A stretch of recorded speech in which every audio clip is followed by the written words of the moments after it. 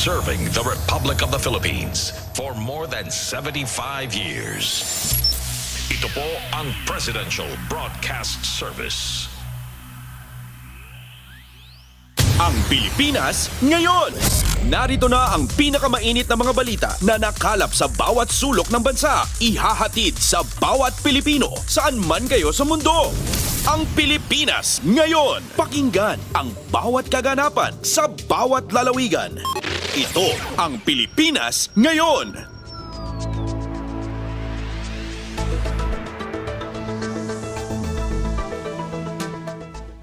Magandang araw po sa ating mga tagapakinig. Welcome po ulit sa ating programang Ang Pilipinas Ngayon. Ito pong muli ang inyong lingkod, Steph Vicente. Samahan niyo po ako sa kabuuan ng ating palatuntunan. Tulad ng dati, mapakikinggan po ang ulat ng ating mga kapatid na himpilan sa probinsya, ang ating mga segmentong balitang negosyo at kalakalan, balitang sports at balitang artista, maging ang ilan sa mga pangunahing balita mula dito sa ating bansa. Yan po sa kabuuan ng ating palatuntunan, ang Pilipinas Ngayon. Mga kaganapan sa Kamaynilaan at mga kalapit na lalawigan dito sa Ang Pilipinas Ngayon.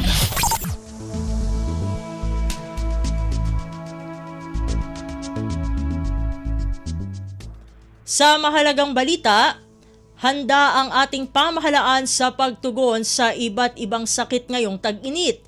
Ito ay ayon mismo sa Malacanang. Ang detalye ng balita ihahatid sa atin ni Raquel Bayan. Nakahanda ang national government na tubugon sa mga banta ng sakit at iba pang health concern ngayong formal nang idineklara ang panahon ng tag-init. Sa press briefing sa Malacanang, sinabi ni Communications Undersecretary Claire Castro na bagamat mahirap tansyahin ang sitwasyon, nakahanda ang buong puwersa ng pamahalaan na tumugon at magbigay ng tulong sa anumang pangangailangan ng publiko ngayong dry season. Una na niya naglabas ng memorandum ng Department of Health upang magpatupad ng mga hakbang laban sa epekto ng matinding init gaya ng pagtatatag ng cooling centers at pagtatayo ng climate resilience infrastructure na mayroong hydration stations. Hinimok rin ng opisyal ang mga magulang na pabakunahan ng mga bata kontra tigdas at iba pang sakit sa bakunahan sa Purok ni Juan na tatagal hanggang sa Biyernes. Sa harap na rin ito ng naitalang pagtaas ng kaso ng tigdas sa Metro Manila at banta ng iba pang sakit sa kabataan sa panahon ng tag-init. So po, sana po maipahatid natin to sa taumbayan na meron po tayong bakunahan sa Purok ni Juan.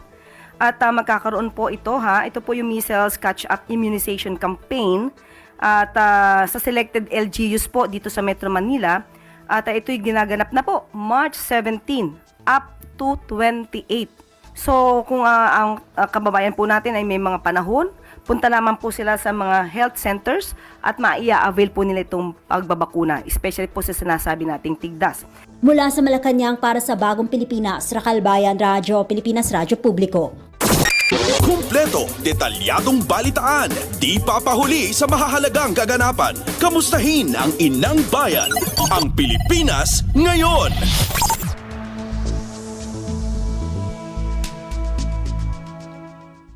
Balita pa rin mula sa Malacanang, National Task Force to End Local Communist Armed Conflict o NTF-ELCAC hindi bubuwagin ni Pangulong Ferdinand R. Marcos Jr.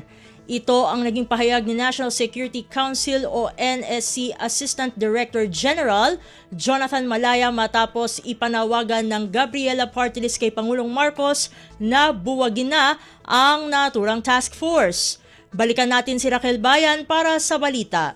Walang plano si Pangulong Ferdinand Marcos Jr. na buwagin ng National Task Force to End Local Communist Armed Conflict o NTF-ELCAC. Katunayan ay kay National Security Council Assistant Director General Jonathan Malaya, kinikilala ng Pangulo ang malaking papel ng tanggapan sa pagtuldok sa usapin ng rebelyon at magpapanatili ng pangmatagalang kapayapaan at kaayusan sa bansa. Sa press briefing sa Malacanang, sinabi ng opisyal na ikinatuwari ni Pangulo Marcos ang magandang resulta ng patuloy na pagsusumikap ng gobyerno. Naniniwalaan niya ito na dapat ipagpatuloy ang pamumuhunan sa nakamit ng tagumpay laban sa mga rebelde. Sa datos ng NTF-ELCAC, nasa 98.88% ng nalinis ang hanay ng guerrilla front sa bansa dahil isang guerrilla front na lamang anya ang natitira sa Camarines Sur na target na matutukan bago matapos ang taon, habang 1,050 na lamang ang armadong miyembro ng CPP, NPA, NDF na nakakalat at nagtatago sa mga liblib na bahagi ng bansa. And if I may quote the President this morning, I'm encouraged by the reports. Our efforts are bearing fruit. We have to continue. It has been successful and we need to continue to invest in its success. End of quote. So I don't think we will have a more clearer answer than that from the President. Let me put on the record that it was the NTF-ELCAC that dealt a heavy blow to the CPP, NPA, NDF. That is why the NPA now is at its lowest point in its more than 50 years of reign of terror in the country. Mula sa Malacanang para sa Bagong Pilipinas, Rakalbayan Radyo, Pilipinas Radyo Publiko. Pasada ng mga balita mula sa Pilipinas para sa mga Pilipino saan man sa mundo. Ang Pilipinas ngayon.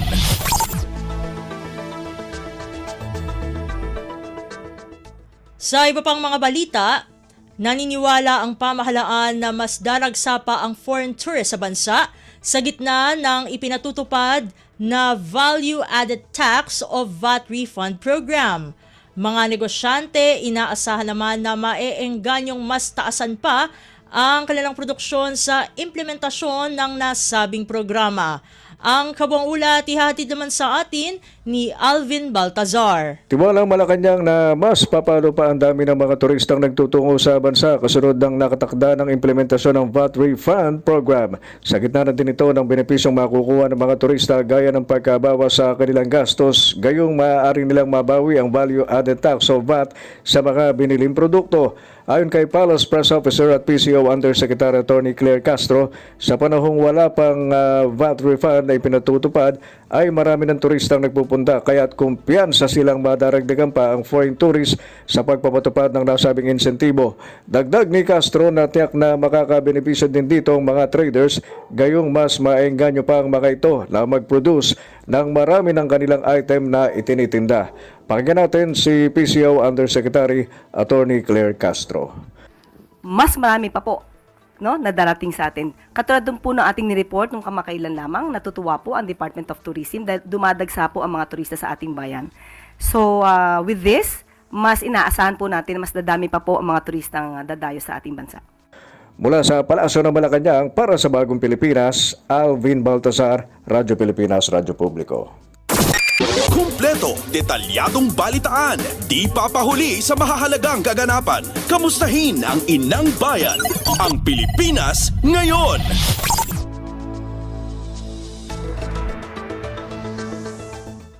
Samantala, ipatatayo naman ng Department of Agriculture o DA ang 2 mega food hubs sa Clark, Pampanga at Quezon Province. Ito ay bahagi pa rin ng pagtataguyod ng pamahalaan para sa food security dito sa Pilipinas.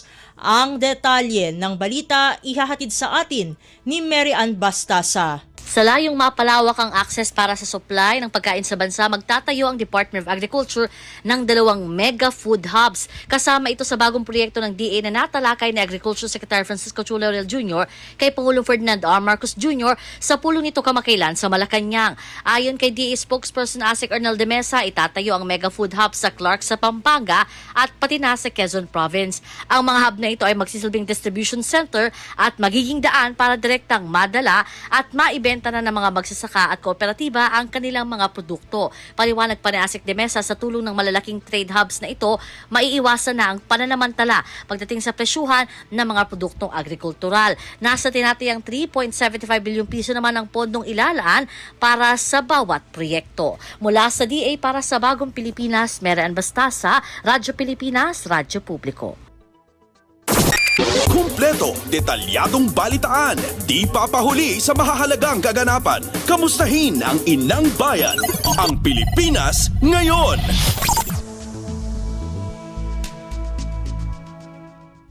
Sa iba pang mga balita, patuloy naman ang pagbili ng National Food Authority o NFA ng aning palay ng mga magsasaka sa mas mataas na presyo. Ito'y sa kabila ng pagbaba ng bilihan ng traders at millers. Sa panayam ng Radyo Pilipinas, sinabi ni NFA Administrator Dr. Larry Lacson na kanilang binibili ang clean and dry na palay sa halagang 24 pesos kada kilo. Sa kanilang monitoring ay 19 hanggang 22 pesos kada kilo ang regular na bilihan ng palay. Pagdating naman sa fresh, inumpisahan namin ngayong week na ito, itinaas namin ng piso at least dito sa mga region na alam natin na matataas ang production at medyo depressed ang prices. Dito sa region 1, 2, and 3, from 18 itinaas natin ng piso, ginawa natin 19 yung fresh, no? Yung bagong ani. Sinabi ni rin ni Dr. Lacson na umabot na sa 1 milyong bags ng palay ang nabili na ng NFA. Napupuno na aniya ang kanilang bodega kaya't nakikipag-ugnayan sila sa mga kooperatiba at lokal na pamahalaan para sa dagdag na bodega kasabay ng patuloy na pagbibili ng palay sa mga magsasaka. Ang hakbang aniya ay kasunod ng utos ni Pangulong Ferdinand R. Marcos Jr. na patuloy na suportahan at huwag pabayaan ang mga magsasaka. Kung sa pondo lamang po, marami pa po tayong pondo dahil kakaumpisa pa lang po nating mamili ngayong taon na to. First harvesting this year, marami po tayong pondo, no? Wala pong problema dyan. Yun lamang, medyo humahaba na ang pila, which is normal pag nagtitik season. Medyo mahaba yung pila na natin. First come, first serve, magpapalista ang magsasaka natin. Basta nakalista naman at mahintay nila, bibilihin yung palay nila. Inyong napakinggan ang tinig ni National Food Authority o NFA Administrator Dr. Larry Lacson. Pasada ng mga balita mula sa Pilipinas para sa mga Pilipino saan man sa mundo. Ang Pilipinas ngayon.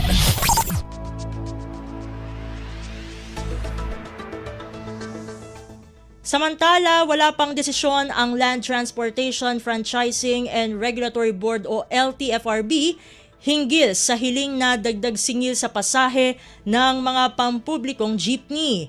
Sa panayam ng Radyo Pilipinas, sinabi ni LTFRB spokesperson Attorney Ariel Inton na posibleng magkaroon ng pagdinig ang ahensya tungkol dito sa mga susunod na araw. 15 hanggang 17 piso ang hinihiling ng jeepney drivers at operators na dagdag singil sa pasahe.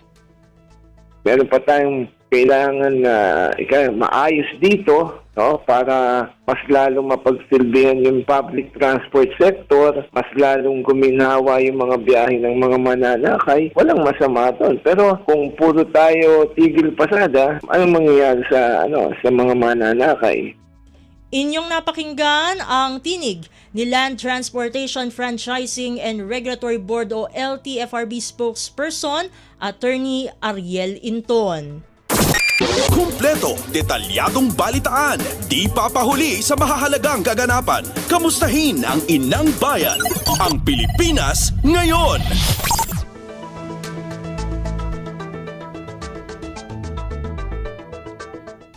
Sa iba pang mga balita, crime rate sa buong bansa bumaba ng 18.4% sa loob ng 70 araw. Kaugnay nito, naitala ang pinakamalaking pagbaba ng crime rate sa mga rehiyon ng National Capital Region o NCR, Region 4A o Calabarzon maging sa Central Visayas. Ang kabuang ulat ihahatid naman sa atin ni Dayan Lear. Bumaba ng 18.4% ang crime rate sa buong bansa sa nakalipas na 70 araw. Ayon kay PNP Chief Police General Romel Francisco Marbil, bumaba sa 7,301 ang bilang ng focus crimes na naitala mula January 12 hanggang March 22, 2025, kumpara sa naitalang 8,950 na focus crimes noong November 3, 2024 hanggang January 11, 2025. Kabilang sa mga kaso ng krimen na bumaba ang murder, homicide, physical injury, rape, theft, robbery, at pagnanakaw ng mga sasakyan. Naitala ang malaking pagbaba ng crime rate sa National Capital Region, Calabarzon at Central Visayas. Tiniyak ng PNP na patuloy nitong paiigtingin ang mga hakbang sa pagpapanatili ng kapayapaan at kaayusan, lalo na sa nalalapit na 2025 midterm elections. Mula sa Campo Crame para sa Bagong Pilipinas, Dayan Lear, Radyo Pilipinas, Radyo Publiko. Pasada ng mga balita mula sa Pilipinas para sa mga Pilipino saan man sa mundo. Ang Pilipinas ngayon.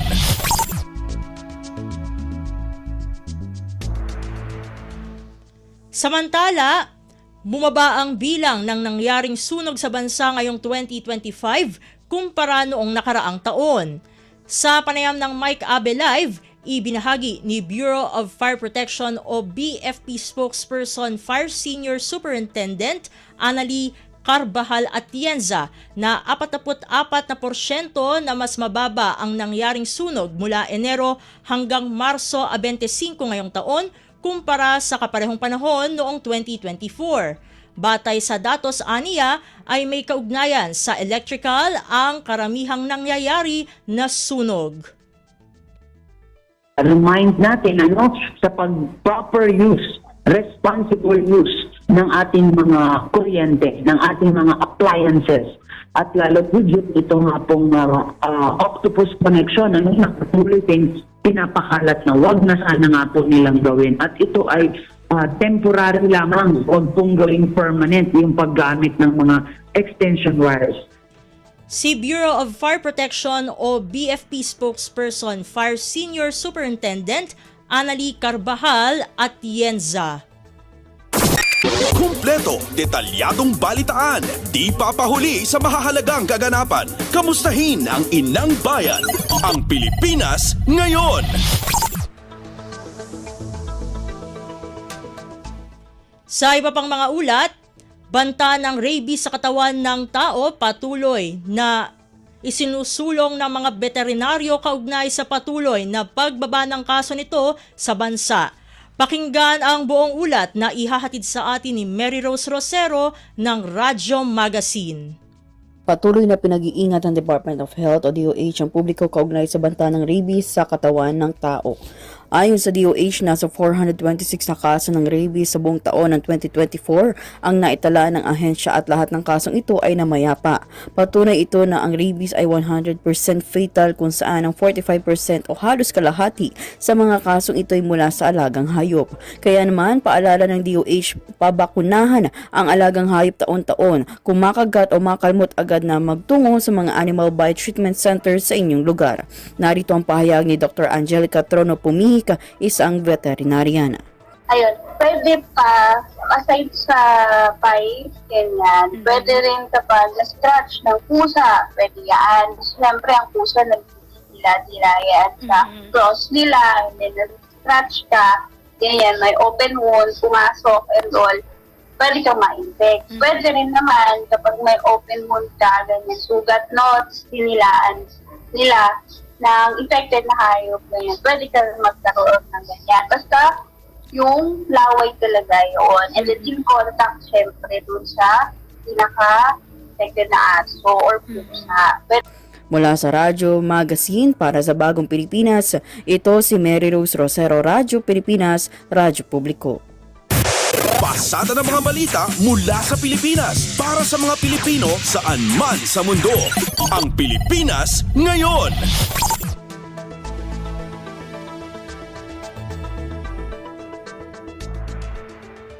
Samantala, rehabilitasyon ng EDSA layon simulan ng Department of Public Works and Highways o DPWH ngayong darating na Semana Santa.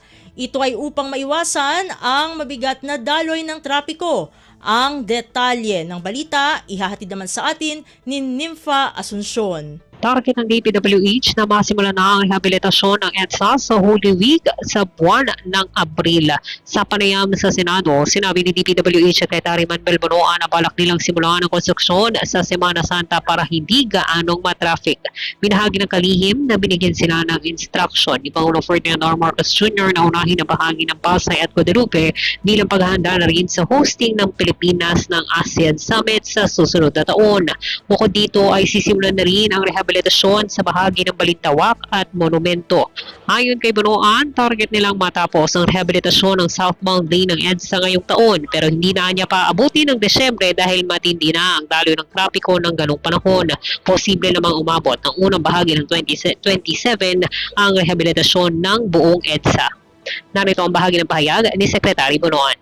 Siguro i-time namin ng start of construction will be during Holy Week so that hindi masyado yung traffic. So the President gave instructions that we have to give priority to Pasay to Guadalupe section, southbound and northbound. So yun ang doon kayo magtututok muna. Mula Senado, para sa Bagong Pilipinas, Nimfa Asuncion, Radyo Pilipinas, Radyo Publiko. Kumpleto, detalyadong balitaan, di papahuli sa mahahalagang kaganapan. Kamustahin ang inang bayan, ang Pilipinas ngayon.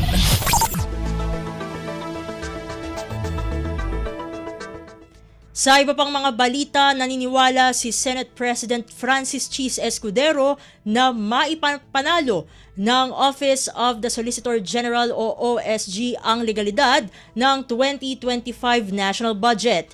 Ito'y kaugnay ng petisyong inihain sa Korte Suprema na kumukwestiyon sa constitutionality ng 2025 General Appropriations Act o GAA dahil sa nakitang blankong Bicameral Conference Committee report. Balikan natin si Nimfa Asuncion para sa balita. Tiwala si Senate President Cheese Escudero na may papanalo ng Office of the Solicitor General o OSG sa Korte Suprema ang legalidad ng 2025 General Appropriations Act o ang batas ko sa 2025 National Budget. Ang Office of the Solicitor General kasi ang tumatayong abogado ng Senado kaugnay ng petisyong inihain sa SC na kumagkastyon sa constitutionality ng 2025 GAA dahil sa nakitang blankong Bicameral Conference Committee report. Nanindigan muli si Escudero na walang kwestiyon sa naging pagbuo ng 2025 National Budget dahil binibigyan ng otoridad ang Senate Committee on Finance at House Appropriations Committee na punan ang mga gaps o blanco sa budget. Pinaliwanag ng Senate leader na matagal na itong ginagawa ng Kongreso para hindi matagalan ang pag-aproba ng national budget. Dati na ring nilinaw ni Escudero na walang blanco sa pinirmahang batas ni Pangulong Ferdinand R. Marcos Jr. kaugnay ng 2025 national budget. Mula Senado para sa Bagong Pilipinas, Nimfa Asuncion, Radyo Pilipinas, Radyo Publiko. Pasada ng mga balita mula sa Pilipinas para sa mga Pilipino saan man sa mundo. Ang Pilipinas ngayon.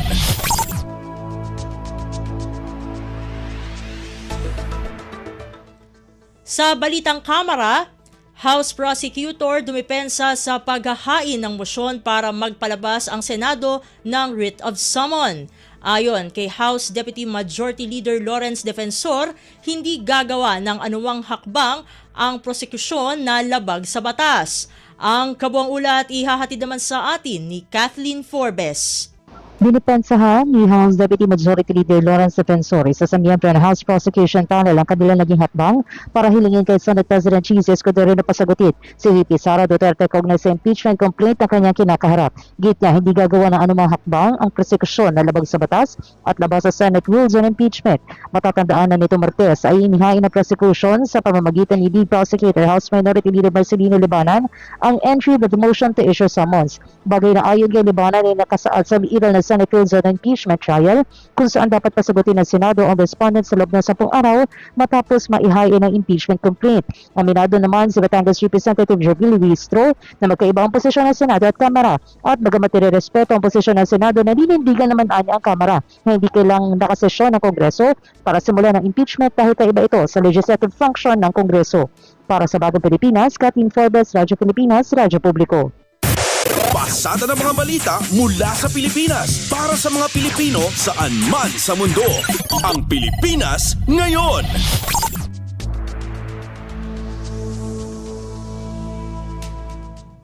Samantala, iginiit naman ni Batangas Representative Jervil Luistro na hindi retaliation o pagganti ang dapat natugon ng mga Overseas Filipino Worker o OFW na nais makibahagi sa Zero Remittance Week.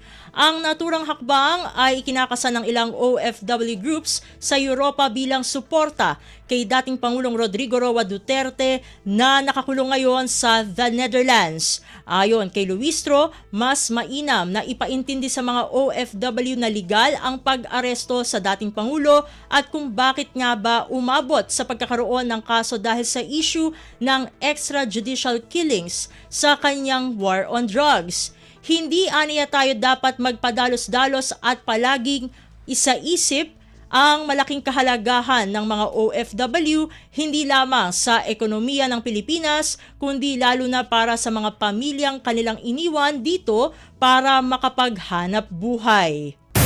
Pasada ng mga balita mula sa Pilipinas para sa mga Pilipino saan man sa mundo. Ang Pilipinas ngayon.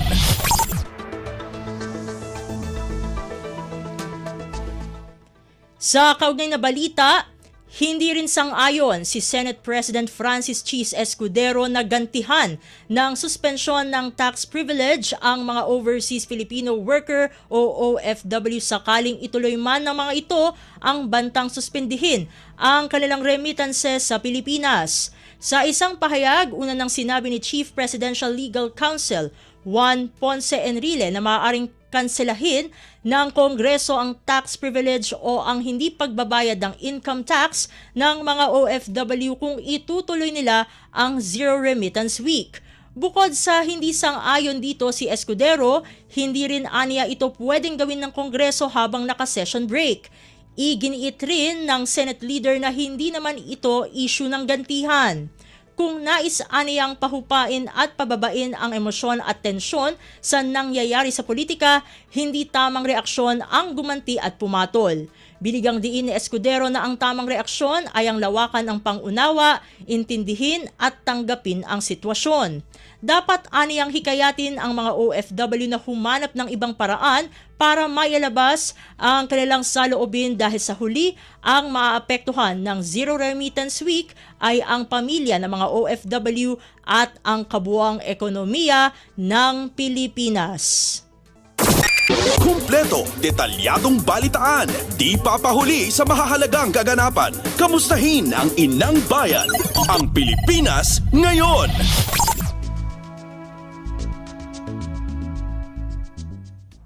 At iyan ang mga maiinit na kaganapan para sa araw na ito. Samantala, ating antabayanan ang mga ulat mula sa ating mga kapatid na himpilan sa probinsya para sa regional news sa pagbabalik ng Ang Pilipinas Ngayon makalipas ang ilang paalala.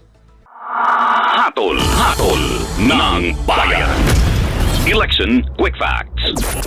Gun ban. Mula January 12 hanggang June 11, 2025 ay iiral ang gun ban sa buong bansa kasabay ng pagpasok ng election period para sa 2025 midterm elections na gaganapin sa May 12. Ang mga lalabag ay papatawan ng parusang pagkakakulong sa loob ng 1 hanggang 6 na taon, permanent disqualification from public office, at aalisan ng karapatang bumoto. Samantala, ang mga dayuhan naman na mahuhuli ay iparireport matapos ang kanilang pagkabilanggo. Hatol ng bayan. Election Quick Facts. Sa bawat matayog at dekalidad na infrastruktura na itinayo sa Subic Bay Freeport Zone ay lalong nabubuo at napagtitibay ang tiwala ng mga namumuhunan sa katatagan ng ekonomiya ng Pilipinas. One of the keys to continuing economic growth is infrastructure development. So, we will build better and more. Sinisiguro ng Subic Bay Metropolitan Authority na ang bawat isang gusali ay magiging simbolo ng matatag na ekonomiya na siyang makapaghihikayat ng mga mamumuhunan mula sa pangdaigdigan merkado. Under the Philippine Development Plan, the SBMA is committed to provide quality infrastructure so that our stakeholders will be able to utilize this infrastructure in their business. We are committed to providing quality service so that movement of goods will be seamless and more efficient. We thank the President for the guidance and the leadership and the support so that the SBMA will be able to introduce plans and programs for the stakeholders. Ang tiwala ng mga namumuhunan sa Subic Freeport Zone ay isang makabuluhang aksyong patungo sa mas mayabong na bagong Pilipinas. Sa pamahalaang Marcos, ang bagong Pilipinas nakikita na. Sa nagbabagong Pilipinas, patuloy ang trabaho, patuloy ang pagbabago. Time to celebrate kulturang Pinoy, tradisyon, musika, sining, literatura at iba pa. Anything and everything fun and Filipino. Ito ang Pinoy Kultura. Naalala ko, nung bata pa ako na namamasyal kami sa Fort Santiago sa Intramuros. Ito ay ginawa noong 1571 bilang kuta o fortress ng Spanish governor na si Miguel Lopez de Legazpi. Isa ito sa mga napaka-importanting historical sites sa Maynila. Marami ang nagbuwis ng buhay dito noong kapanahunan ng mga Kastila at noong World War II nang ginamit ito ng mga Hapon bilang kulungan ng mga Pilipino at Amerikanong kanilang nahuli. Ang ating national hero na si Jose Rizal ay nakulong din sa Fort Santiago bago siya naging martir sa Bagong Bayan. Ang Fort Santiago ay sinimulang i-restore noong 1953 pagkatapos nitong magtamo ng pagkasira noong Second World War. Ang Fort Santiago ay gawa sa bato na galing sa bulkan na tinibag sa present-day Guadalupe Viejo sa Makati. Ngayon, ito ay naglalaman ng iba't ibang memorabilia ni Jose Rizal at isang napakagandang pasyalan ng buong pamilya. Tara na at ating dalawin. Yan ang Pinoy kultura because our culture is cool. Miss, maganda boses mo ah. Gusto mo magtrabaho sa Japan? Salamat po. Japan?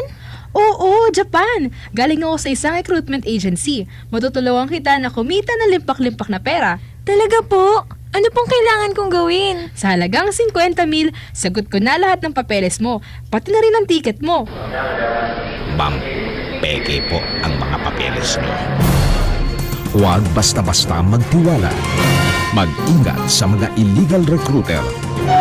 Isang paalala mula sa Radyo Pilipinas, ang overseas radio ng Philippine Broadcasting Service. Radyo Pilipinas World Service Online, reaching you in digital format, anytime, anywhere, from Manila, Philippines. Balita mula sa lalawigan sa bawat rehiyon ng ating bayan. Dito sa Ang Pilipinas Ngayon.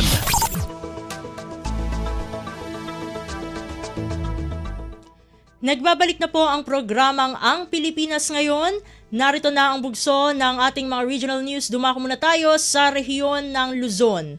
Mga kababaihan sa Lawag City sumailalim sa training workshop ukol sa kanilang mga karapatan.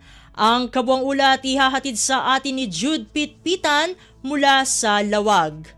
Agarop pa sa gasot 20 ang babae timalan iti training on social welfare and social protection laws dito syudad ti Lawag. Sigon kinilawag City Social Welfare and Development Officer Perlita Cabello, adig iti babae kat miyembro ti nagdudumang nga women's organization dito syudad. Kinilal ni Cabello, ang malaksid iti panang impormar kadag iti babae dagiti karbanganda kalikagom dapay nga agbalin nga ambassador kadag iti komunidad dagitoy tapno maimpormaran ti publiko seknan kadag iti lintag amang protehir iti karbangan dagiti babae. Karaman ditan iti salient provisions of RA 9710 when Magna Carta for Women, iti RA 11313 wano iti Safe Spaces Act ken iti Voters Education. Inbagan ni Cabello nga itatatawan kaadwan kadagiti insidente ana imaldid ket iti panakaabandonar dagiti babae ken dagiti anak da. Manipod dito syudad ti Lawag, Jude Pitpitan para iti Radyo Pilipinas World Service. Balita mula sa lalawigan sa bawat rehiyon ng ating bayan. Dito sa Ang Pilipinas Ngayon. Inyong napakinggan ang ulat ni Jude Pitpitan mula sa Lawag. Puntahan naman natin ang Agoo, La Union Convention Center, lalo pang pinaganda ng Department of Public Works and Highways o DPWH para sa Bagong Pilipinas.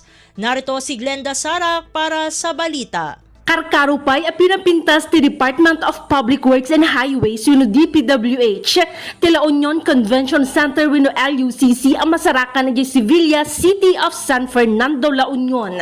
Sakop ti renovation iti pasilidad ti stone masonry works, panel board nga adan iti main can branch breakers, dadakkel a floor finishing works, state-of-the-art soundproofing ken napalawa pa iti parking area daytoy.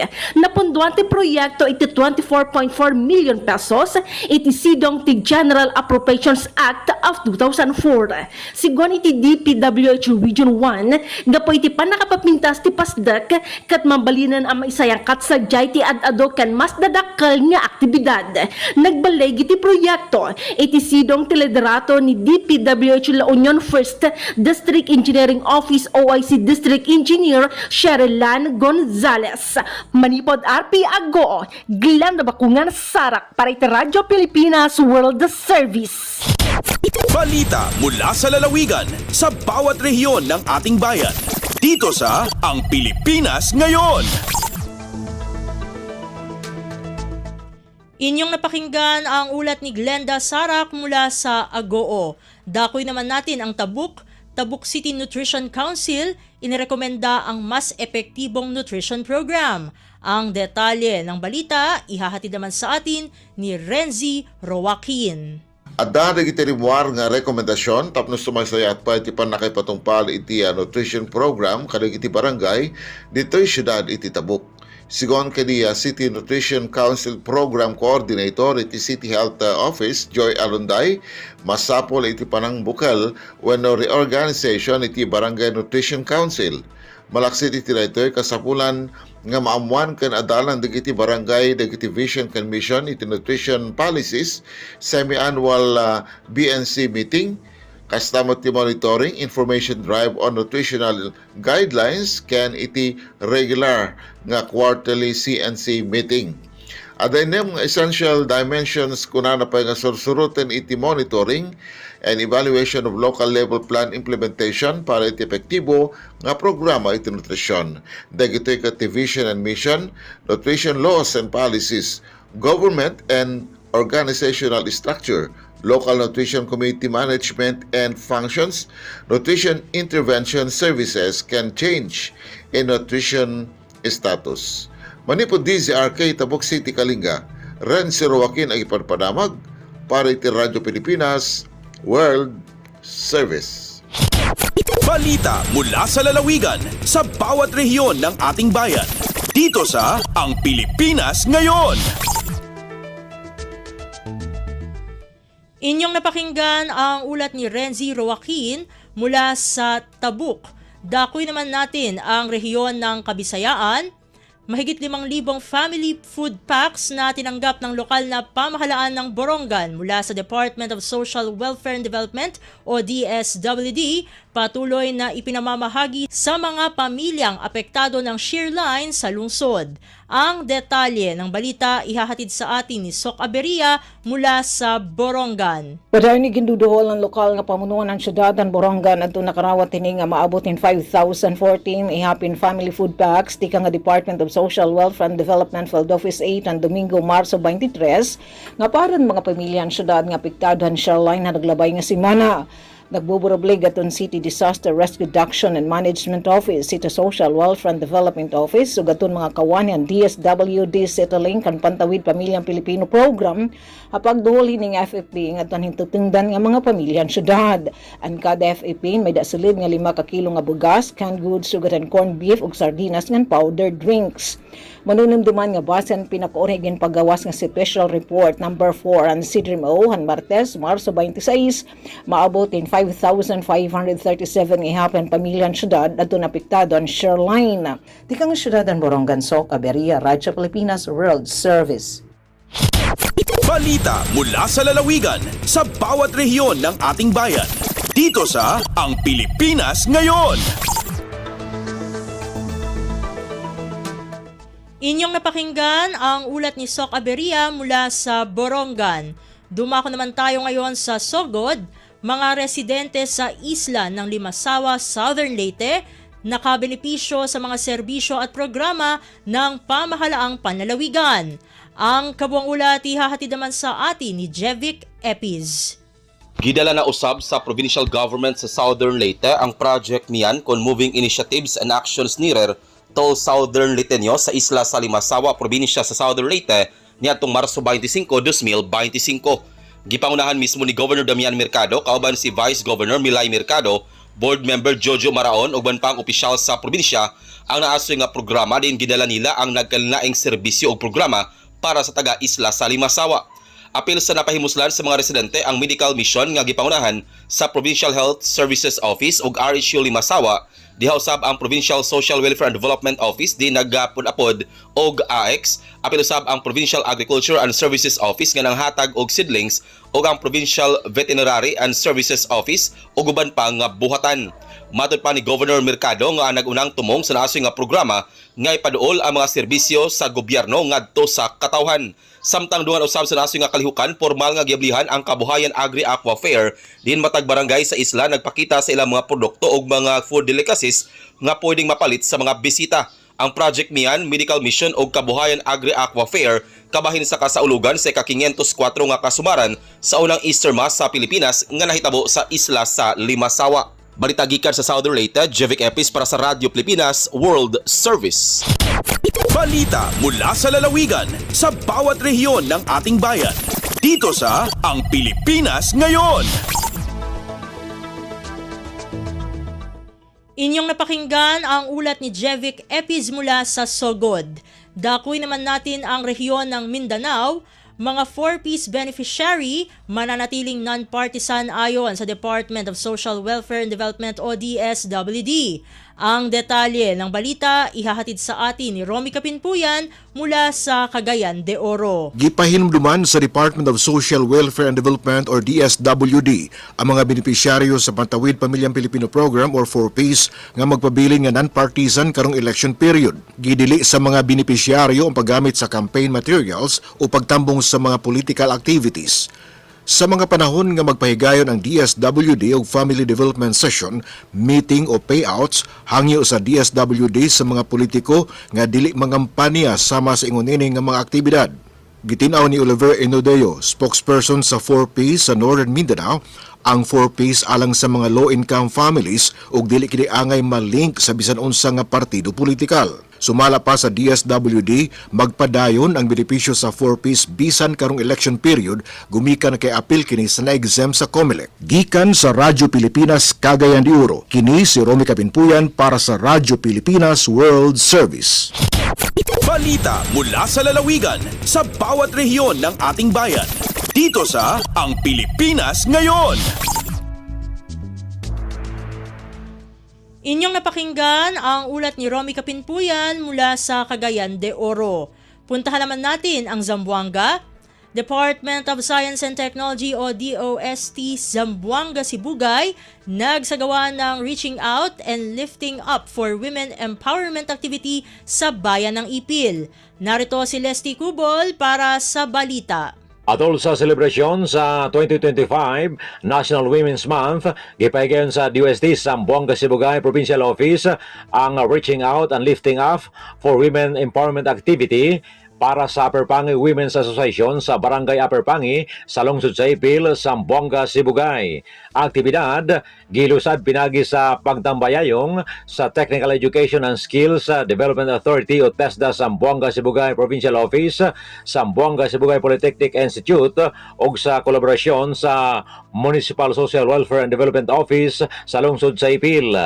Pinasikad sa temang babae sa lahat ng sektor, angat ang bukas sa bagong Pilipinas, aktibidad nakapunting sa paghatag og kapasidad og kahibalo sa mga sakop sa mga asosasyon aron mapalambo ang ilang panginabuhi.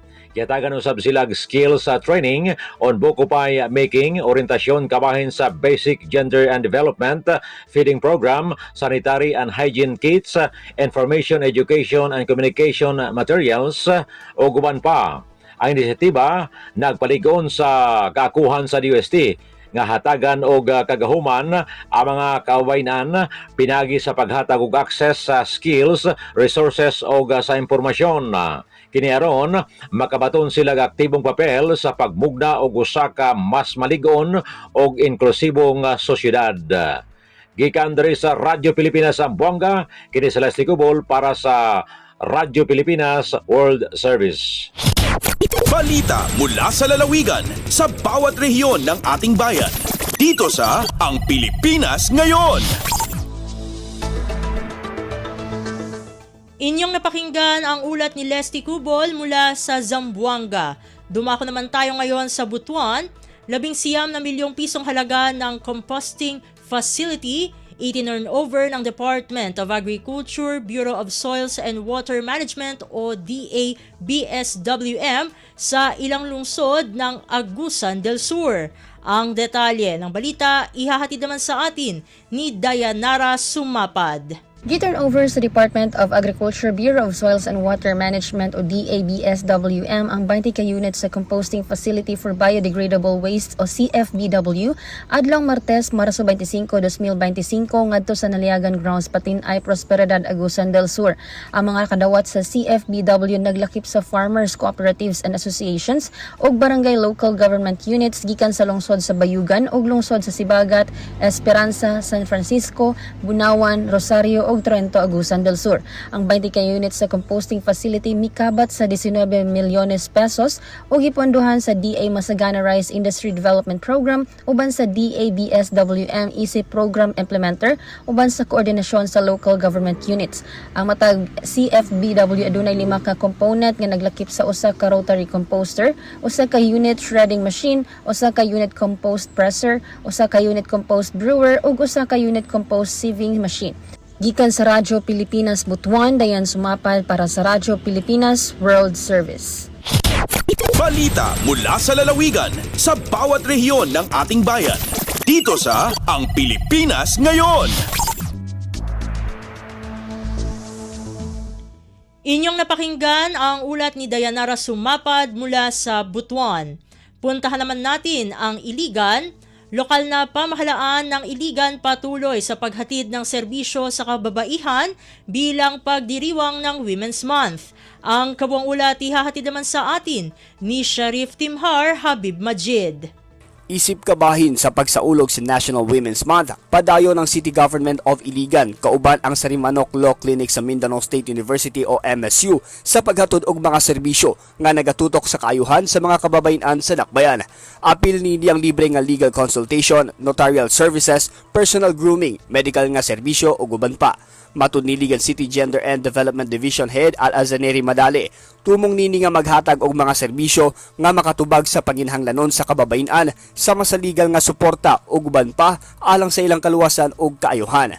Ipasabot usab ni MSU Law Clinical Legal Education Program Assistant Dean Attorney Joanna Alinog Bisocor nga daghang kababayan ang natabangan pinaagi sa pagpahayag sa ilang mga katungod ubos sa violence against women and children o VAUCILO. Kiniisip tubag sa panawagan sa Philippine Commission on Women nga padayong ipasiyugda ang serbisyo para kay Juana padulong sa usa ka bagong Pilipinas, usa ka nasud nga mas inklusibo, mas patas ug mas nagpakabana sa kayuhan sa matag kababayan. Gikan sa Radyo Pilipinas Iligan, kini Sharif Timhar alang sa Radyo Pilipinas World Service. Balita mula sa lalawigan sa bawat rehiyon ng ating bayan. Dito sa Ang Pilipinas Ngayon. Inyong napakinggan ang ulat ni Sharif Timhar Habib Majid mula sa Iligan. Dito na nagtatapos ang ating regional news. Dadako na tayo sa ating mga segmento. Sa pagbabalik ng Ang Pilipinas Ngayon, mapapakinggan na natin ang segmentong Balitang Negosyo at Kalakalan na ihahatid sa atin ng ating kasamang si Bea Gaza de Guzman makalipas ang ilang paalala. Time to celebrate kulturang Pinoy, tradisyon, musika, sining, literatura at iba pa. Anything and everything fun and Filipino. Ito ang Pinoy Kultura. One of the fondest memories I have as a kid is riding the jeepney. It made me feel like a king. Dahil ito ang King of the Road. The jeepney or jeep is a cultural symbol that has transported us to school, the office, sa mall, at sa iyong first date. Mura, makulay, at mabilis. Yan ang ating jeep.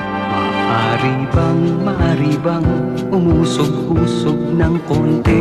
Sakay na! Yan ang Pinoy Kultura because our culture is cool. Sa ilalim ng administrasyon ni Pangulong Ferdinand Marcos Jr. ay isusulong ang mga proyektong mangangalaga ng ating kalikasan bilang isa sa mga prioridad sa pagtatatatag ng bagong Pilipinas. We remain committed to global decarbonization goals and the reduction of our carbon footprint.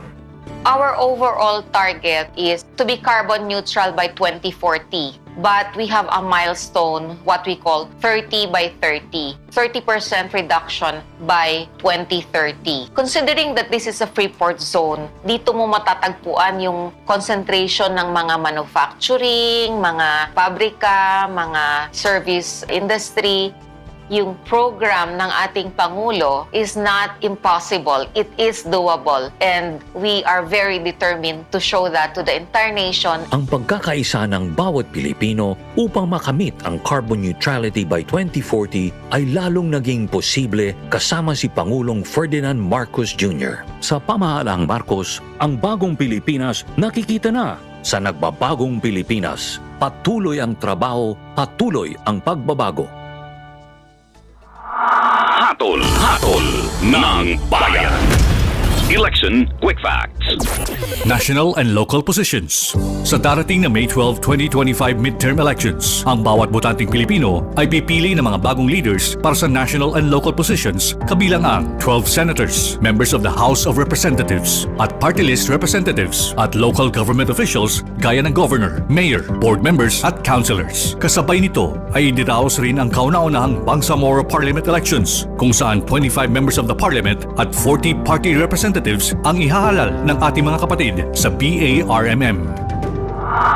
Hatol ng bayan. Election Quick Facts. Saan man, anumang oras, konektado ka sa Radyo Pilipinas World Service Online. Online digital na serbisyo para sa Pinoy sa bagong Pilipinas. Radyo Pilipinas World Service Online.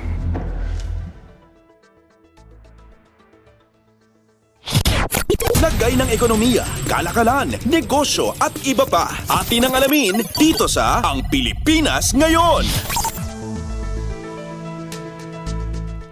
Magandang araw, narito ang balitang negosyo at kalakalan. Iniulat ng Organization for Economic Cooperation and Development o OECD na isa ang Pilipinas sa the leading reformer sa Asia-Pacific region pagdating sa trade facilitation noong nakaraang taon. Ayon sa OECD, ilan pa sa leading reformer sa Asia-Pacific sa larangan ng trade facilitation o ang pagproseso ng pagbiyahe ng mga produkto sa ibang borders ang mga bansang Lao PDR, Kiribati, Cambodia, Maldives, Tonga, Vanuatu, Thailand, Indonesia, Myanmar at Vietnam. Binigyang diin naman ng OECD na leading performers ang Hong Kong, China, Japan, Singapore, Korea, Australia, New Zealand, the People's Republic of China, Malaysia, Thailand at India. Sa report ng OECD na pinamagatang OECD Trade Facilitation Indicators, Monitoring Policies up to 2025, kombinasyon ng institutional at regulatory reform ang nagtutulak sa pagpapahusay ng border agency cooperation. Sa ulat na ito, nakasaad ang pantay na kahalagahan ng pagpapatupad ng reforma na may kaugnayan sa cross-border agency cooperation.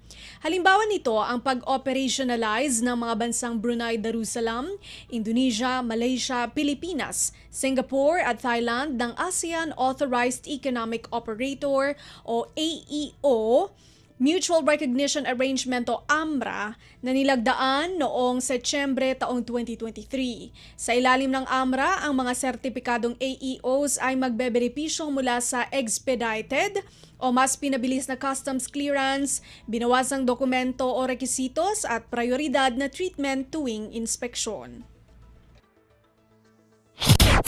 Naggay ng ekonomiya, kalakalan, negosyo at iba pa. Atin ang alamin dito sa Ang Pilipinas Ngayon.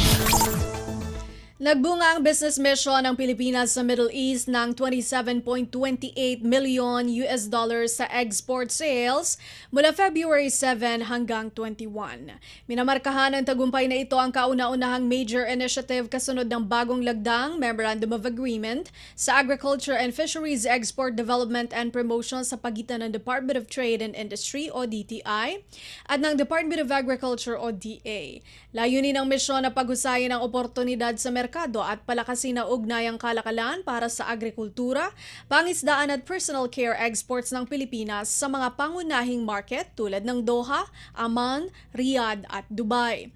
Upang makamit ito, nakikilahok ang mga Filipino exporters sa mga buyer, distributor at industry leaders sa pamamagitan ng serye ng aktibidad kabilang dito ang pagbisita sa mga tindahan, pulong sa mga supplier at business matching sessions. Nakilahok din ang delegasyon sa Gulf Food 2025 na nagbibigay ng platform upang talakayin ang market entry at compliance sa Qatar Ministry of Public Health at Dubai Municipality. Nagbahayag din ng interes ang Jordan Food and Drug Administration at ang Jordan Ministry of Agriculture sa pag-source ng karagdagang Philippine marine products at tropical fruits na siyang nagbigay daan para sa paglaki ng non-traditional export markets. Ani DTI Secretary Cristina Roque, nangangahulugan lamang ang tagumpay na ito na lumalaki na ang global na pagkilala sa kalidad at abilidad na makasabay o competitiveness ng agri-fishery at consumer products ng Pilipinas. Lagay ng ekonomiya, kalakalan, negosyo at iba pa. Atin ang alamin dito sa Ang Pilipinas Ngayon. Maglulunsad ang Bureau of Internal Revenue o BIR ng malawakang kampanya laban sa mga gumagamit ng pekeng Persons with Disability o PWD Identification Cards. Ito ay upang proteksyonan ang lehitimong pribilehyo ng mga PWD at maiwasan din ang revenue losses ng gobyerno. Sa isang pahayag, sinabi ni BIR Commissioner Romeo Lumagi Jr. na pinapanatili ng Bureau ang malakas na kampanya laban sa pandaraya o mga mapanlinlang na gawain. Binigyang diin ni Lumagi ang dedikasyon ng ahensya sa pagpapatibay ng tax incentives para sa mga PWD. Sinabi pa ni Lumagi na ipatutupad ng BIR ang lahat ng tax privileges na binibigay ng batas sa mga lehitimong PWD habang mahigpit na ipinatutupad ang documentation requirements sa ilalim ng Revenue Regulations o RR number 5-2017 para sa mga business na humihingi ng tax deduction. Nababahala si Lumagi sa dumaraming bilang ng mga taong gumagamit ng peking PWD IDs na sangkot sa tax evasion schemes at hinahadlangan ng gobyerno sa pagkakaroon ng substantial na revenue.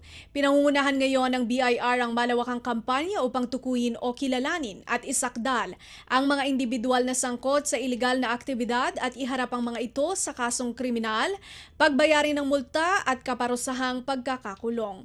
Ani Lumagi, suportado ng BIR ang Department of Social Welfare and Development o DSWD, Unified PWD ID at database program na layuning i-streamline ang verifikasyon ng lehitimong transaksyon ng mga PWD. Lagay ng ekonomiya, kalakalan, negosyo at iba pa. Atin ang alamin dito sa Ang Pilipinas Ngayon. Pangwakas sa ating balitang negosyo at kalakalan, inihayag ng think tank Capital Economics na nananatili ang mga polisiya ni US President Donald Trump na siyang pangunahing panganib sa paglago at oportunidad sa ekonomiya ng Pilipinas. Ani Capital Economics Senior Asia Economist Gareth Leather, Marcus Economist Shivan Tandon at Assistant Economist Joe Maher, paunahing hamon sa mga susunod na taon ang pangamba ng kung hanggang saan ipatutupad ni Donald Trump ang mga pagbabanta nito sa pagpapatupad ng taripa at pagbabawal ng imigrasyon. Bagamat hindi masyadong vulnerable ang Pilipinas sa taripa kumpara sa ibang kapitbahay na rehiyon, maaari pa rin maapektuhan ang plano ni Trump na deportasyon ang remittances sa Pilipinas mula sa United States. Katumbas ito ng 3.5% ng GDP o Gross Domestic Product ng bansa. Nakikita rin ng Capital Economics ang pagbaba ng halaga ng regional currencies kontra dolyar ngayong taon na siyang magpapahina sa Philippine peso sa 62 pesos is to $1 level sa katapusan ng 2025. Sabi pa ng Capital Economics, hindi rin nakakatulong ang fiscal consolidation ng bansa na layuning higpitan ang budget deficit na makakaapekto sa government spending. Paliwanag ng think tank, babalansehin ang consumer spending ng bababang inflation rate. Lagay ng ekonomiya, kalakalan, negosyo at iba pa. Atin ang alamin dito sa Ang Pilipinas Ngayon. At yan ang ating balitang negosyo at kalakalan. Ito si Bea Gaza de Guzman para sa Radyo Pilipinas World Service. Antabayanan si Leong Magpayo para sa Balitang Palakasan. Lagay ng ekonomiya, kalakalan, negosyo at iba pa. Atin ang alamin dito sa Ang Pilipinas Ngayon. Time to celebrate kulturang Pinoy, tradisyon, musika, sining, literatura at iba pa.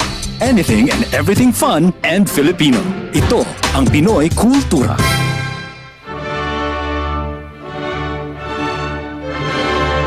Ang sayaw ay mahalagang bahagi ng ating kultura. It is a universal form of self-expression, and no other dance expresses it better than ballet. Meet Alice Reyes, a Filipino dancer, choreographer, teacher, director, producer, and founder of Ballet Philippines. Alice took lessons in classical ballet at a very young age. She completed a Bachelor of Arts degree in History and Foreign Services and took postgraduate studies at Ateneo de Manila University. Alam niyo ba na noong February 1970, her dance company staged the first ever modern dance concert at the Cultural Center of the Philippines Main Theater? At noong June 2014, si Alice Reyes ay naparangalan ng highest award in the arts ng Order of National Artist of the Philippines. Yan ang Pinoy Kultura because our culture is cool. To know more, Hatol ng Bayan. Election Quick Facts. Gun ban. Mula January 12 hanggang June 11, 2025 ay iiral ang gun ban sa buong bansa kasabay ng pagpasok ng election period para sa 2025 midterm elections na gaganapin sa May 12. Ang mga lalabag ay papatawan ng parusang pagkakakulong sa loob ng 1 hanggang 6 na taon, permanent disqualification from public office, at aalisan ng karapatang bumoto. Samantala, ang mga dayuhan naman na mahuhuli ay ipadedeport matapos ang kanilang pagkabilanggo. Hatol ng Bayan. Election Quick Facts. Nurse ako sa Canada. Waiter ako sa Dubai. Deeds ako sa Hong Kong. Engineer ako sa Qatar. Teacher ako sa London. Seaman ako. Overseas Filipino worker ka ba? Ikaw ang bagong bayani ng bansa. Isang paalala mula sa Radyo Pilipinas, ang overseas radio ng Philippine Broadcasting Service.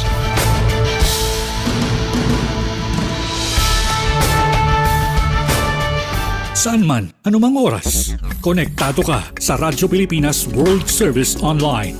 Online digital na serbisyo para sa Pinoy sa bagong Pilipinas. Radyo Pilipinas World Service Online.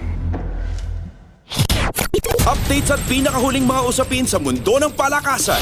Atin ang pakinggan dito sa Ang Pilipinas Ngayon.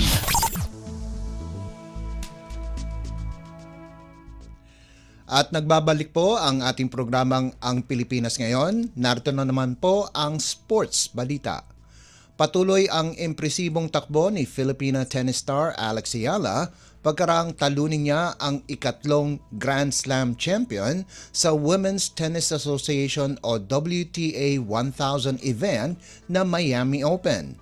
Ginulantang ni world number 140 na si Ayala, si world number 2 at 5-time Grand Slam champion na si Iga Swiatek ng Poland sa loob lamang ng 2 sets 6-2 to 7 at 7-5 para tuluyan ng makapasok sa semifinals. Pumasok si Ayala sa Miami Open bilang isang wildcard at unang tinalo ng 19 anyos si world number 56 Katie Volinets ng Estados Unidos sa score na 6-3, 7-6. Sunod niyang nakalaban sa round of 64 ay si Yelena Ostapenko ng Latvia na kasalukuyang world number 25 sa isang makapagpigil hiningang 7-6, 7-5 panalo bago ang kanyang unang panalo sa isang Grand Slam champion na si world number 5 Madison Keys ng Estados Unidos sa round of 32, 6-4, 6-2. Nakuha naman ni Ayala ang pwesto sa quarterfinals pagkaraang mag-withdraw si world number 11 Paula Badosa ng Espanya dahil sa isang back injury. Ayon kay Ayala, hindi siya makapaniwala sa kanyang laro na kanyang ipinamalas sa Miami at pinasalamatan niya naman ang lahat ng fans na nanood sa kanya. Makakalaban ni Ayala ang mananalo sa laban sa pagitan ni na 2021 US Open champion na si Emma Raducanu ng Britanya at world number 4 na si Jessica Pegula ng Estados Unidos. Updates at pinakahuling mga usapin sa mundo ng palakasan. Atin ang pakinggan dito sa Ang Pilipinas Ngayon. Hindi pa tapos ang laban, nalusutan ng Token Tex ang Barangay Ginebra sa Game 6 ng kanilang PBA Commissioner's Cup Finals 87-83 sa larong ginanap nitong Miyerkules sa Smart Araneta Coliseum sa harapan ng mahigit 17,600 na fans para maitabla ang serye sa 3-all. Naging dikdikan ng laban kung saan tabla pa ang score sa 59-all sa huling minuto ng third quarter. Pinangunahan ni import Rondae Hollis Jefferson ang TNT sa nalikom nitong 29 na puntos, 13 rebounds, 6 na assists at 3 steals, habang nanguna naman sa locals si Ray Nambatak sa narehistro nitong 23 puntos bukod pa sa 5 rebounds, 3 steals at 1 assist. Malaki din ang naiambag ni na Calvin Oftana at Poy Eram sa Tropang Giga kung saan nakagawa sila ng 14 na puntos bawat isa. Sa panig naman ng Gin Kings, nakapagtala si resident import Justin Brownlee ng 22 puntos, 7 boards, 4 na assists at 2 tapal habang nagtapos si Scottie Thompson ng may 12 puntos. Nasayang din ang nagawa ni rookie RJ Abarientos na 12 puntos, pati na rin ang tig 11 puntos ni na Japeth Aguilar at Stephen Holt.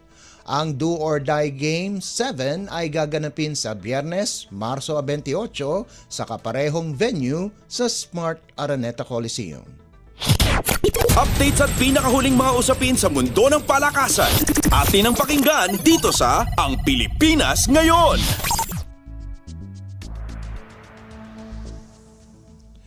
Matindi ang ipinamalas ni Nina Itang para tulungan ang University of the Philippines na gibain ang National University 26-24, 23-25, 17-25, 25-23 at 15-12 sa UAAP Season 87 Women's Volleyball Tournament nitong Miyerkules na ginanap sa Phil Oil Eco Oil Center.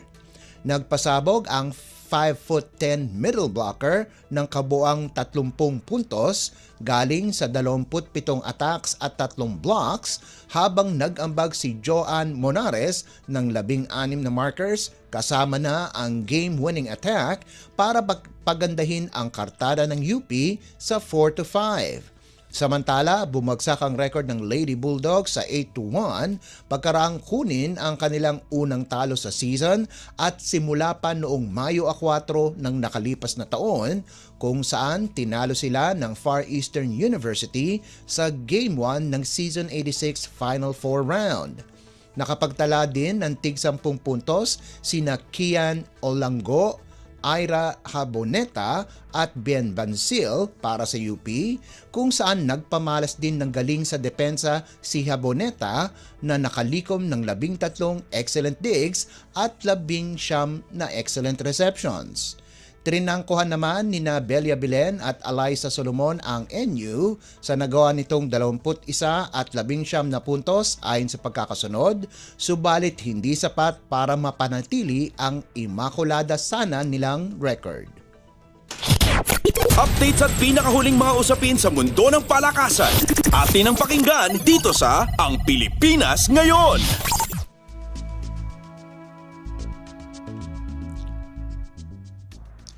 Patungo muli sa finals ang Signal HD sa 2025 Spikers Turf Open Conference kung saan ang kanilang karibal na Chris Cross ay nag-aantay.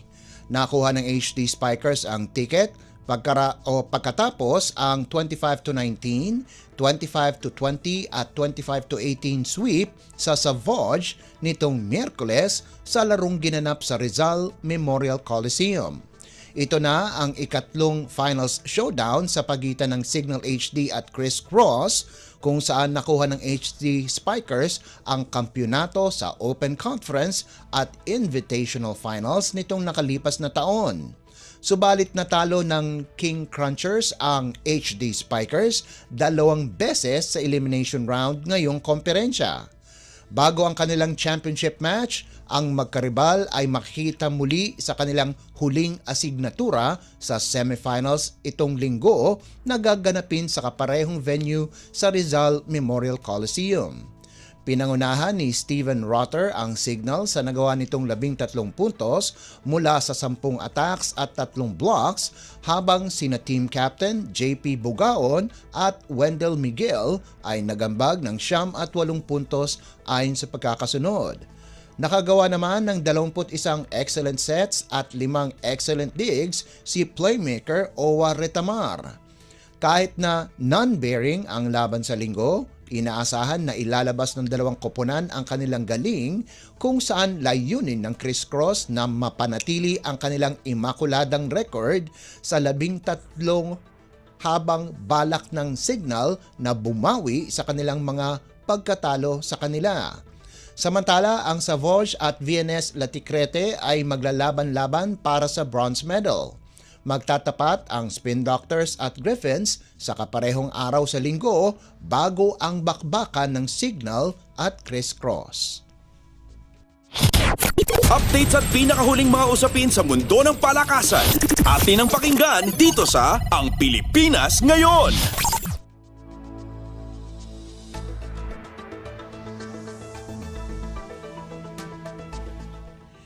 At yan po ang pinakahuling balita sa larangan ng palakasan. Ito po si Leo Magpayo. Sa pagbabalik po ng Ang Pilipinas Ngayon, matutunghayan nyo si Mama JT sa Balitang Artista. Updates at pinakahuling mga usapin sa mundo ng palakasan. Atin ang pakinggan dito sa Ang Pilipinas Ngayon.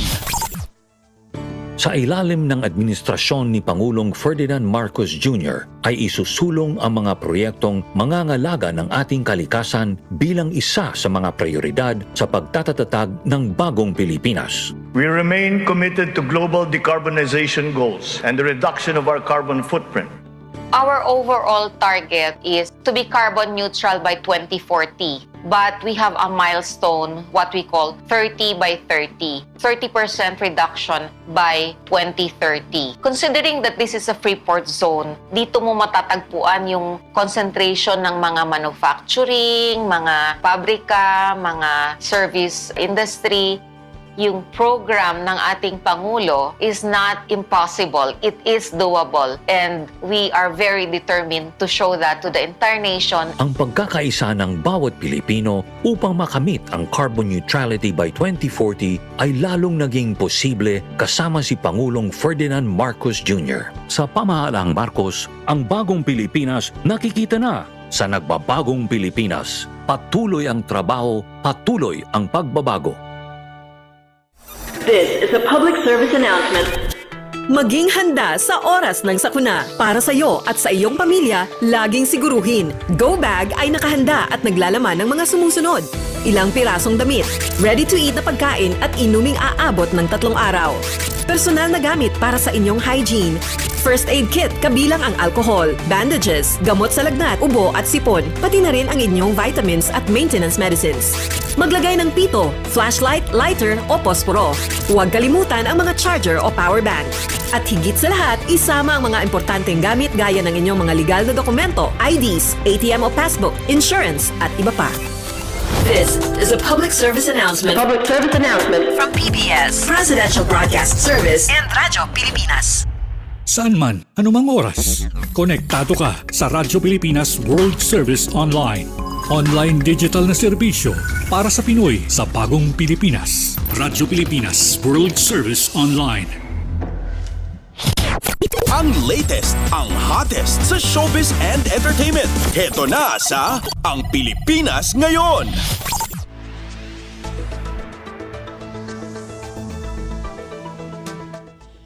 Halo! Magandang araw sa ating mga chismoso at chismosang nag-aabang ng mga trending na balita sa mundo ng showbiz. Ito na ang ratsyada ng ating mga chika.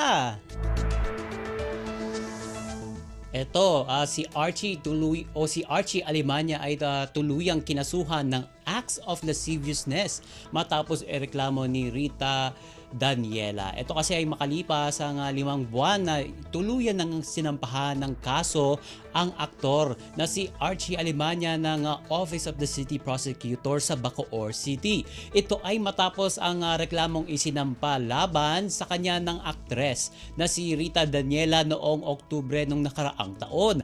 Ayon sa tanggapan ng piskalya na iniulat ng isang online news platform, may prima facie case with reasonable certainty of conviction upang kasuhan si Archie sa nasabing krimen. Inirekomenda rin ng prosekusyon na maparusahan ang aktor sa ilalim ng Article 336 ng Revised Penal Code. Ayon sa nasabing resolusyon, quote and unquote, in this case, the complainant was able to show how respondent touched, forcibly kissed her and groped her breast and mashed it maliciously while they were inside respondent's vehicle, which showed lewd signs on his part. O trigger warning sa ating mga listeners, yan ang bahagi ng resolusyon ng piskalya. Dagdag pa, hindi sapat ang pagtanggi ni Archie upang baliktarin ang mga natuklasan laban sa kanya.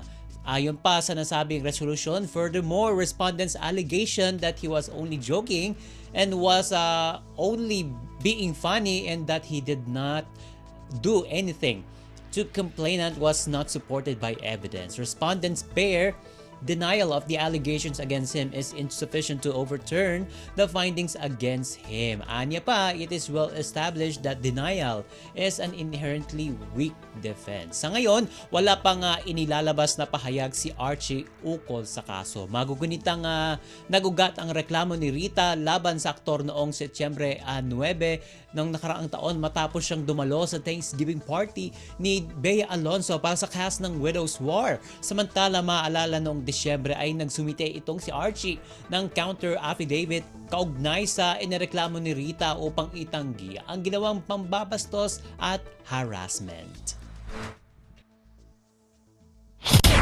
Ang latest, ang hottest sa showbiz and entertainment. Heto na sa Ang Pilipinas Ngayon.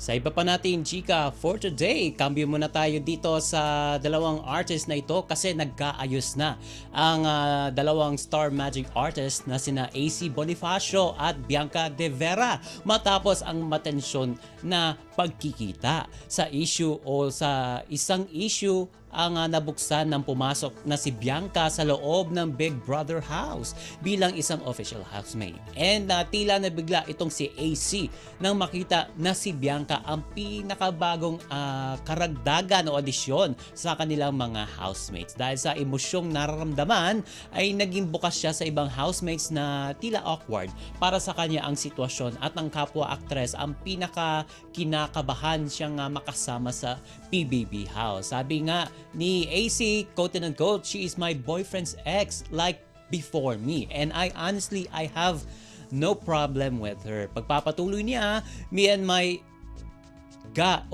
my guy started dating. She was going around telling friends na ito si Totga. Ang lalaking tinutukoy dyan ni AC ay ang kanyang naging karelasyon na si Harvey Bautista. At dahil nga matagal silang nagsasama sa PBB house ay nag-reach out na siya kay Bianca para mawala ang ilangan. Sa kanilang pag-uusap ay nilinaw ni Bianca kay AC ang rason kung bakit itinuturing na Totga o yun nga tinatawag na the one that got away itong si Harvey. Sabi ni ang paliwanag ni Bianca kay AC, quote and unquote, hindi ko sinabi yon kasi gusto ko siyang kunin sa'yo ulit. Of course not. Not at all. I'm so happy na nakahanap ng babaeng makakatapat ng parehong love na nabibigay niya sa mundong ito. At paliwanag pa niya, when I said that, it wasn't to hurt you at all, but it was to say he was a great guy. He's lucky to have you as you are to have him. At ito, sa nagdaang forum ng mga housemates na pinangunahan ni Gabby ay tila nag-sorry si na AC at Bianca sa isa't isa. At na-bring up na rin ni Bianca ang tila silent war sa pagitan nila noon na naayos nila na magsama sila sa PBB house. O pag-amin naman ng actress dancer, pinagsisisihan niya na hinayaan niya ang mga tao sa paligid sa pagdedesisyon niya at hindi mo na inalam ang panig ni Bianca. Ang sabi dyan ng actress, quote and unquote, I regret so much na inalaw ko ang mga tao na besides us to not let me see this beautiful personality that you are. I regret so much na why did it take us happen to be in PBB. Kaya I hope you know talaga na sa outside, I want us to be good. I'm honest to tell it to you, you're so beautiful inside and out, and I just regret all those years na we've known each other and we'd never fully connect because you're so beautiful. I love you. Yan ang sinabi ni AC doon sa nasabing forum. Ang latest, ang hottest sa showbiz and entertainment. Heto na sa Ang Pilipinas Ngayon.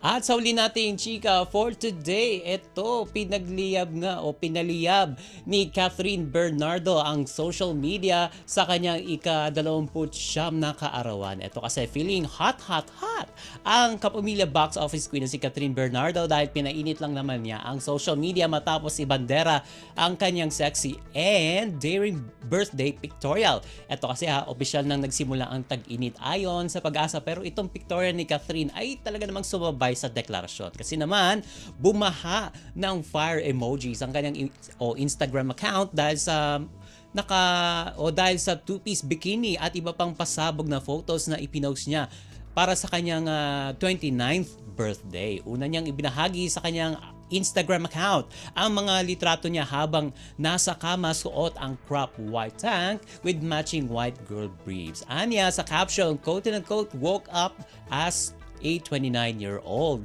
At sa ikalawa niyang post, may palaban at mas sensual ang kanyang mga litrato with her all-black look, suot ang fitted crop top na tinernohan ng sexy bikini bottom. May suot din siyang black sunglasses sa ilang litrato habang may nilalantakang cheese pops. And in fairness, talagang napaka-sexy naman talaga kung inyo makikita ang kanyang Instagram account ng actress at may pa-bonus pa. Itong si Catherine na ipinapakita ang kanyang backside. At ilan sa mga celebrity tila na pa-wow sa paandar na birthday pictorial ni Kat ay sina Heart Evangelista, siyempre si Angelica Panganiban, Rabia Mateo, Cassie Legaspi, Richie Rivero, Aiko Melendez, si Charo Santos at marami pang iba. Itong nagdaang weekend lang naman kasi nauna nang inirampa ni Catherine ang kanyang fit and tone body sa naganap na Body of Work underwear fashion show.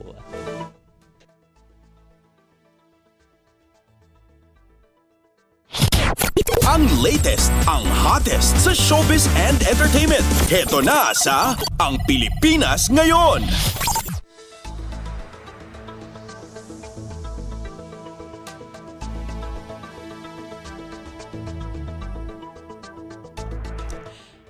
And OMG, wala na tayong sapat na oras para sa ating balitang artista. Maraming salamat mga ka-chismis sa pakikinig sa aking mga chika for today. Ako po si Mama JT para sa Radyo Pilipinas World Service. Eto na, nagbabalik na si Steph sa kanyang palatuntunang Ang Pilipinas Ngayon. Ang latest, ang hottest sa showbiz and entertainment. Heto na sa Ang Pilipinas Ngayon.